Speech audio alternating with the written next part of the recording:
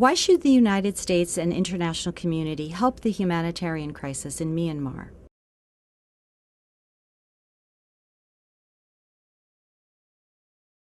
The devastating cyclone that hit Myanmar on May 3rd killed over 100,000 people. Over 2.5 million more people are suffering, and they urgently need our assistance. Thousands of them are children. They're malnourished, they're sick, and now many of them are orphans. So the reasons to act are clear. Primarily, they're moral. The people in Myanmar are our global neighbors, and when your neighbor is in trouble, you help. It doesn't matter if they live thousands of miles away, or if they live under a military regime, if their religion is different, or if their culture is different from you. Your conscience says you help, and that's what we must do. What are our options for action given the principle of national sovereignty? National sovereignty is a very important principle, but it's not absolute. And when a catastrophe like the cyclone that hit Myanmar happens, it has clearly overwhelmed the capacity of the government to respond.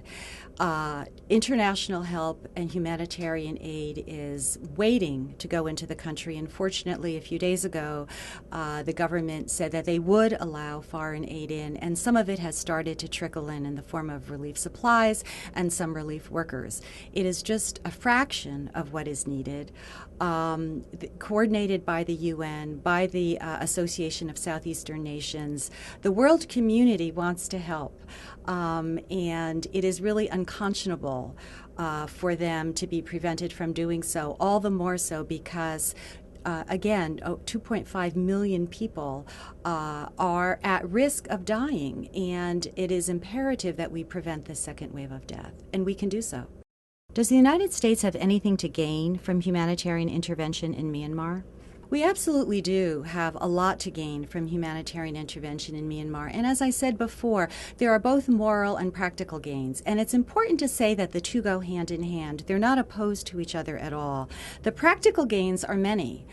We improve our standing in the world, our reputation when we provide humanitarian aid, when we're a good global citizen and participate and cooperate with other nations, when our military is seen as helping to relieve human suffering. These are all good things, and it's also very important in terms of our national self-interest to increase the well-being and the security of people in other countries.